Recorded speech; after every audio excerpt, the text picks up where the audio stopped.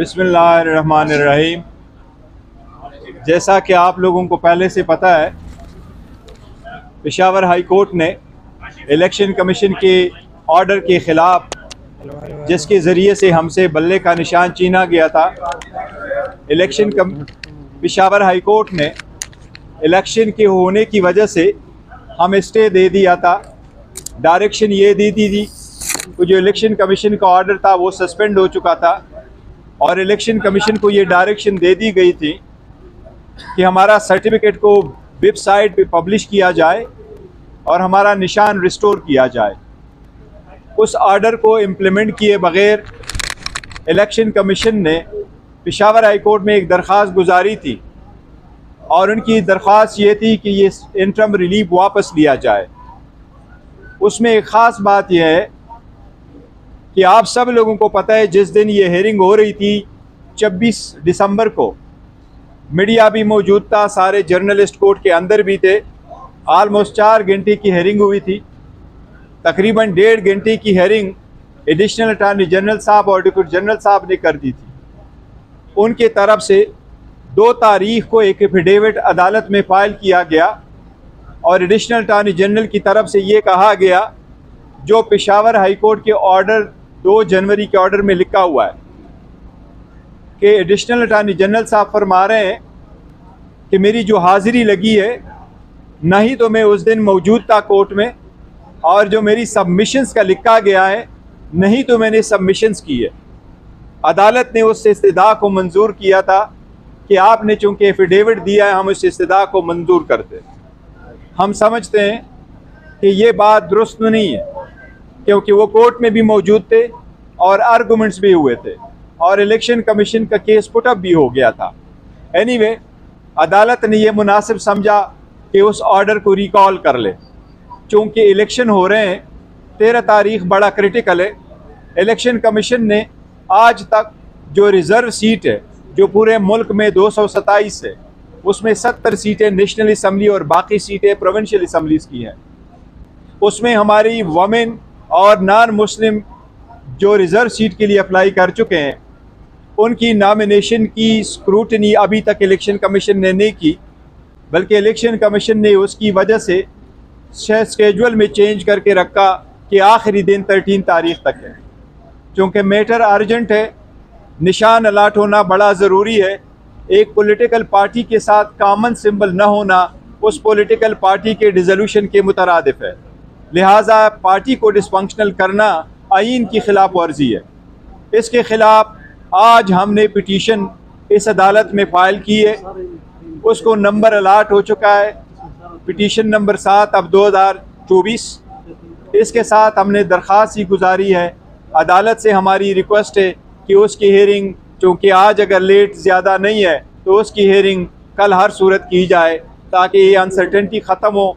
लोगों के fundamental rights का इशू है, इलेक्शन का इशू है, इलेक्शन की डिले को बचने का भी इशू है, इलेक्शन के free and fair and transparent और इसकी लेजिटिमेसी भी इन लाइन होगा। इसलिए हमारी अदालत से एक दरख्वास्त हमने की है कि इसकी हेयरिंग करे। हमें उम्मीद है इंशाअल्लाह ताला सुप्रीम कोर्ट कल इसकी कोई ना कोई सुनवाई करेगी और हमें बताया जाएगा। ये बताएं कि आज़ाद सूरत में अगर कोई अरकान जीतते हैं तो हमने ये देखा है कि हार्स ट्रेडिंग और फ्लोर क्रॉसिंग का रास्ता खुल जाता है पार्लियामेंट में और पार्लियामेंट कमज़ोर हो जाता है। वो कौन सी कुव्वतें हैं जो आपको एक बड़ी जो है जमहूरियत से महरूम करके हार्स ट्रेडिंग और फ्लोर क्रॉसिंग की तरफ जाना चाहती है? देखिए, वाकई आपकी बात बिल्कुल ठीक है। अगर लोग इंडिपेंडेंट लड़ेंगे और उनके ऊपर फ्लोरिंग क्रॉसिंग का कानून लागू नहीं होगा तो जो भी इलेक्शन जीतेगा, जीत उन इंडिविजुअल की तो ज़रूर हो जाएगी कुछ वक्ती तौर पर, लेकिन इसमें हार सिस्टम की होगी, इसमें हार पार्लियामान की होगी, इसमें हार जमहूरियत की होगी,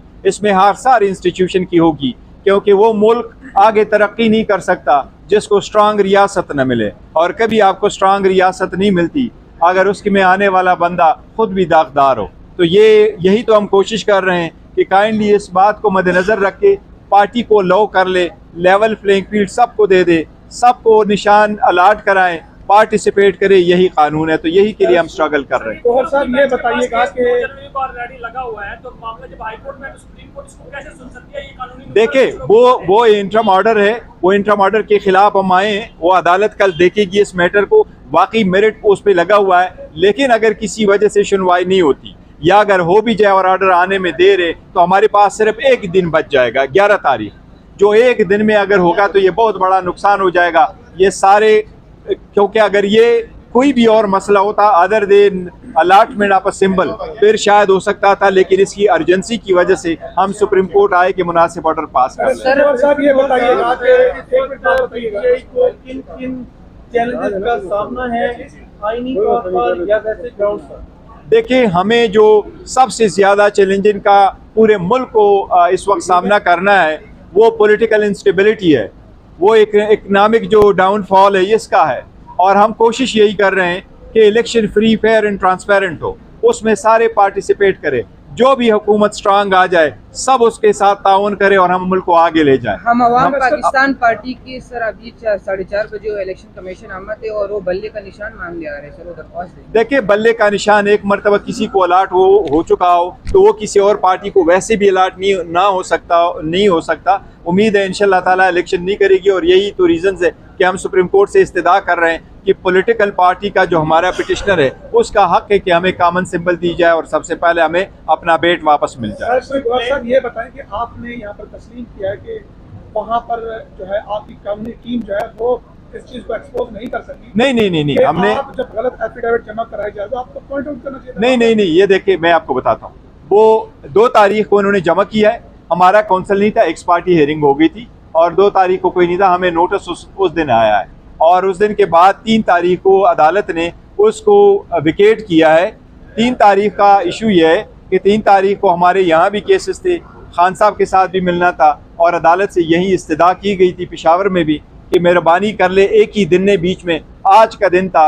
अब नेक्स्ट अवेलेबल DB जो है वो 9 तारीख को है। तो अदालत के लिए अगर बहुत ज़्यादा होता तो अदालत कोई वेरिफिकेशन का ऑर्डर ज़रूर करती अगर करना था। अदरवाइज इलेक्शन कमीशन का ऑर्डर विदाउट ज्यूरिसडिक्शन था, इसलिए पहला वाला ऑर्डर जो इशू हुआ था हमारे फेवर में वो मुनासिब था और उसको रहना चाहिए था। लेकिन एनीवे अब सुप्रीम कोर्ट देखेगी। सुप्रीम कोर्ट से इतनी हमारी दरख्वास्त ज़रूर है कि इसकी जल्दी हियरिंग कर लें, वरना नीचे जो पिटीशन है वो इनफ्रक्चुअस हो जाएगी।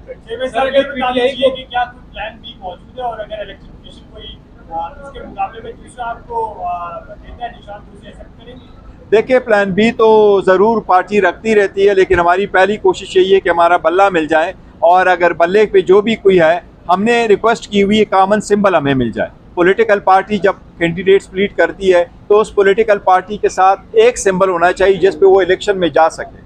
तो हम भी एक ही इलेक्शन सिंबल मांग रहे हैं कि पॉलिटिकल पार्टी को आप विदाउट सिंबल ना छोड़े। ये सारे पाकिस्तानी अवाम की बुनियादी हकूक़ का मसला है, ये वोटरों का मसला है। लोग कंफ्यूज नहीं होने चाहिए, डिसइनफ्रेंचाइज नहीं होने चाहिए। पॉलिटिकल पार्टी को ऐसे आप डिसॉल्व करके इससे ख़त्म कर दे, ये बिल्कुल गैर आईनी है और मैं समझता हूँ जमहूरियत के खिलाफ बहुत बड़ी साजिश होगी अगर ये कामयाब हो जाती है। मंजूर जो मुस्तरद हुए थे वो मंजूर होना शुरू हो गए, बहुत सारे रहनुमाओं के हुए भी हैं, इस पे क्या कहेंगे? क्या देखिए, इंशाल्लाह ताला सारे जितने कागजात उन्होंने नामंजूर कर लिए थे जिस भी ग्राउंड पे किए, इंशाल्लाह ताला जब अदालत के पास जाएंगी, पहले दिन से हम कहते चले आ रहे हैं कि हमें अदलिया पे पूरा एतमाद है। इंशाल्लाह ताला अदलिया इंसाफ करेगी और सारे रिस्टोर होंगे। एक बात है, 8 तारीख को इंशाल्लाह जिस तरीके से इन्होंने हमारे सारे नॉमिनेशन फॉर्म रिजेक्ट किए 90% वन आफ्टर अदर, 8 तारीख को इंशाल्लाह ताला वन आफ्टर अदर ये सारे 90% हारेंगे। शुक्रिया।